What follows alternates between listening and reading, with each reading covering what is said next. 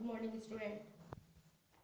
आज हम online Hindi class में पद्य खंड से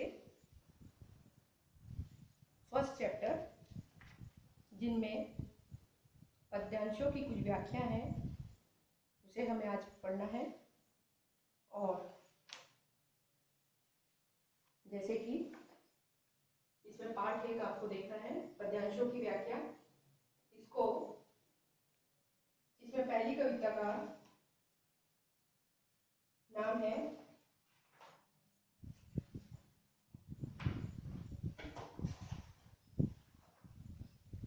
हम तो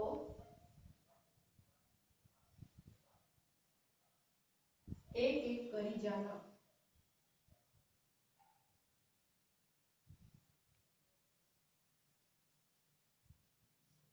और दूसरा पद्यांश है संतो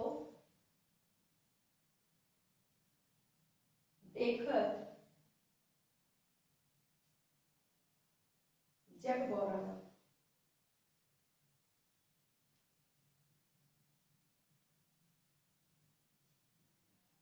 तो आज हम ये दोनों पद्यांशों की व्याख्या समझेंगे। इनको लिखने वाले कवि हैं कबीर जी। अब कबीर जी इन पद्यांशों को व्याख्या करते हुए इस पाठ के बारे में बताते हैं कि परमात्मा सृष्टि के कण कण में उनके अनुरूप हर कण में है। कबीरदास जी कहते हैं कि परमात्मा जो है वो सृष्टि के कण कण में है और इसी परमात्मा की ज्योति सारे जगत में व्याप्त है। इसी परमात्मा की ज्योति की रोशनी से सारा जग जगमगाता है और इसके लिए कवि ने अनेक उदाहरण दिए हैं। पद्यांश आप लोग देखिए बुक में। हम तो एक एक करी जाना, दो कहे तिन हो, तिन्ही को दो जग जिन नाहिन पहचाना। एक पवन एक ही पानी, एक ज्योति समाना। एक खाक गढ़े सब भाड़े, एक कोहरा साना। जैसे बाढ़ी काष्ठ ही काटे, अग्नि न काटे कोई। सब घटी अंतरी तू ही व्यापक, धरे स्वरूपे सोई। माया देखी के जगत भुलाना, माया देखी के जगत लुभाना। काहे रे नर गरबाना, निर्भय भया कछु नहीं व्यापे, कही कहे कबीर दीवाना। तो यहाँ पे कबीरदास जी ने पहले पद्यांश में बताया है कि परमात्मा सृष्टि के कण कण में है, लेकिन कुछ लोग ऐसे भी हैं जो परमात्मा को सही रूप से पहचान नहीं पाते हैं और उन्हें दो मान लेते हैं। अर्थात कवि कहते हैं कि हमने तो परमात्मा और आत्मा को एक ही माना है और कुछ लोग जो आत्मा और परमात्मा को दो रूप मान लेते हैं। सही मायने में कहा जाए तो ऐसे लोगों ने परमात्मा को सही रूप से पहचाना ही नहीं है। एक पवन एक ही पानी, एक ही ज्योति समाना। अर्थात ऐसे मनुष्य अज्ञानतावश आत्मा और परमात्मा को दो भागों में बांटते हैं और उन्हें दो रूप समझते हैं। कवि कहते हैं कि पवन और जल दोनों ही एक ही ईश्वर के बने हैं और चाहे पवन हो चाहे जल हो, दोनों ही एक ही हैं, एक ही ईश्वर के बनाए हुए हैं और इन्हीं ईश्वर की ज्योति सारे जग में जगमगाती है। एक एक खाक गढ़े सब भाड़े, एक एक कोहरा साना। अर्थात कवि कहते हैं कि एक ही कुम्हार ने सारे मनुष्य को बनाया है। अर्थात जैसे कुम्हार एक ही मिट्टी से अनेक बर्तनों का निर्माण करता है, उसी प्रकार ईश्वर भी हमारे अनेक मनुष्यों के रूपों में विराजमान है। मनुष्य के रूप अनेक है, लेकिन उनमें आत्मा एक ही ईश्वर की है। और अर्थात ये कह सकते हैं कि हमें बनाने वाला, हम सभी को बनाने वाला एक ही कुम्हार है, जिसने हमें एक ही मिट्टी से निर्माण किया है। जैसे बाड़ी काष्ठ ही काटे अग्नि ना काटे कोई। अब यहाँ पे लकड़ी का उदाहरण देते हुए कवि कहते हैं कि जिस प्रकार लकड़ी के अंदर अग्नि समाहित होती है, लकड़ी को तो बढ़ई काट के आरी से अलग कर देता है, तो टुकड़े कर देता है, लेकिन उसमें समाहित अग्नि को काट नहीं पाता है। उसी प्रकार सब घटी अंतरी तू ही व्यापक धरे रूप स्वरूपे सोई। अर्थात जिस प्रकार अग्नि को बढ़ई काट नहीं सकता है, उसी प्रकार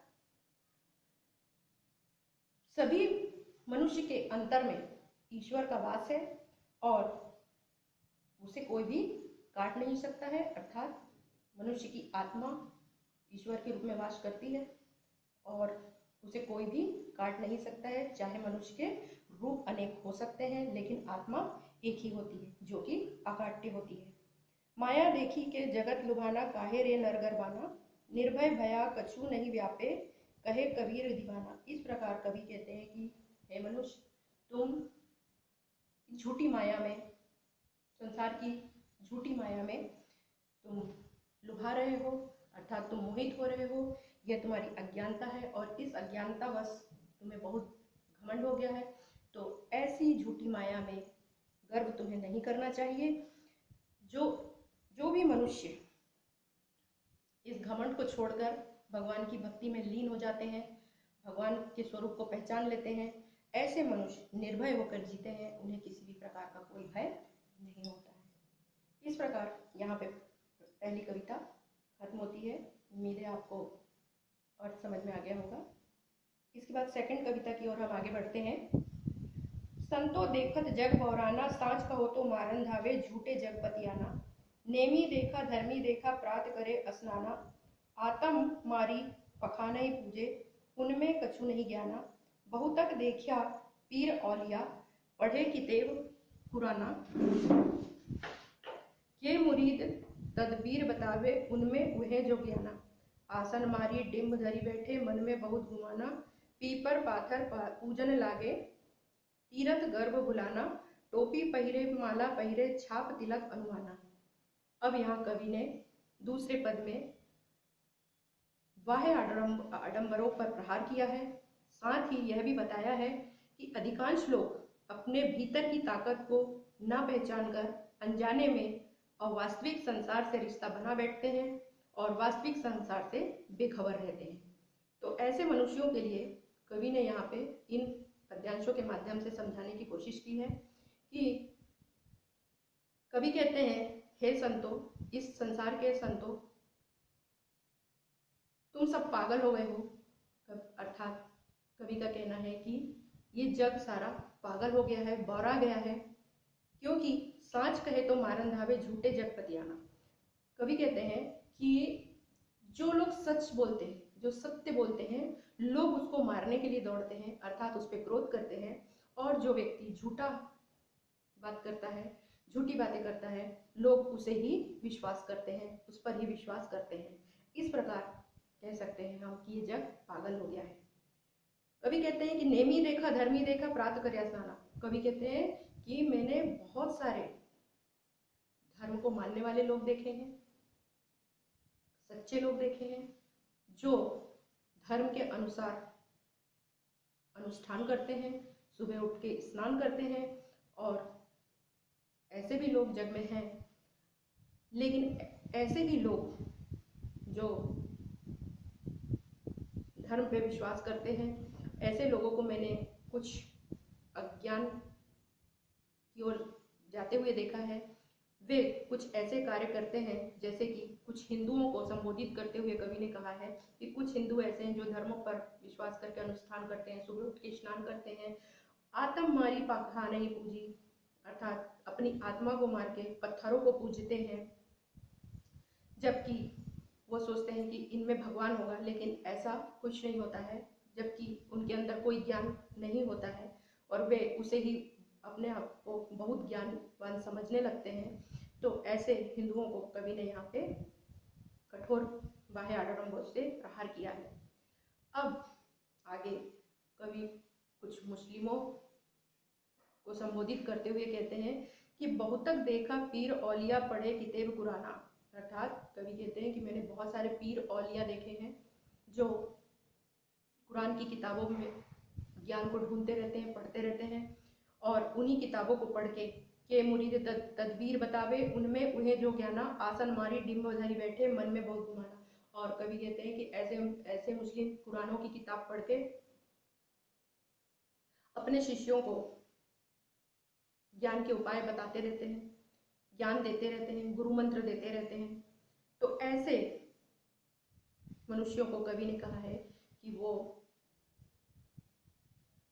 ज्ञानी नहीं है, अर्थात उन्हें खुद ईश्वर का सही ज्ञान नहीं है और वे अपने शिष्यों को ज्ञान देने चले हैं। आगे कवि ने कुछ ढोंगी आडम्बरियों को भी, संतों को भी यहाँ पे प्रहार करते हुए बताया है कि आसन मारी डिम्ब धरी बैठे मन में बहुत गुमाना, पीपर पाथर पूजन लागे तीरथ गर्व बुलाना। अब यहाँ कुछ ढोंगी और संतों को यहाँ पे कवि ने संबोधित करते हुए कहा है कि कुछ संत, साधु संत ऐसे होते हैं जो तपस्या करने के लिए आसन लगाए, ध्यान लगाए बैठे रहते हैं और वह ध्यान करके अपने आप में भगवान को प्राप्त करने की कोशिश करते रहते हैं और इसी से उनको बहुत घमंड हो जाता है और अपने आप में वो बहुत घमंड या गर्व करने लगते हैं। और इसी घमंड में चूर होके वे पीपल, पत्थर आदि को पूजने लगते हैं और ये भूल जाते हैं कि पीपल और पत्थर को पूजने से कोई ईश्वर नहीं मिलता है, बल्कि इनको पूजने के बाद में वो तीर्थों को भी भूल जाते हैं, तीर्थ स्थलों को भूल जाते हैं। तो ऐसे मनुष्यों को कवि ने यहाँ पे ढोंगी बताया है। और कवि कहते हैं कि कुछ लोग टोपी पहरे, माला पहरे, छाप तिलक अनुमाना।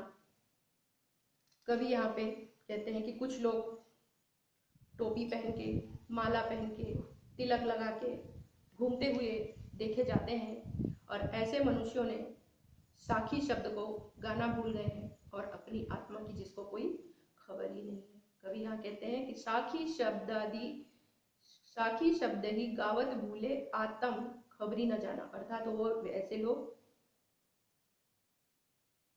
साखी शब्द को गाना भूल गए हैं और अपनी आत्मा का जिसको कोई खबर ही नहीं है। हिंदू कहे मोही राम प्यारा, तुर्क कहे रहीमाना। अर्थात कुछ हिंदू बोलते हैं कि राम मेरा है, कुछ तुर्की मुस्लिम बोलते हैं कि रहीम मेरा है।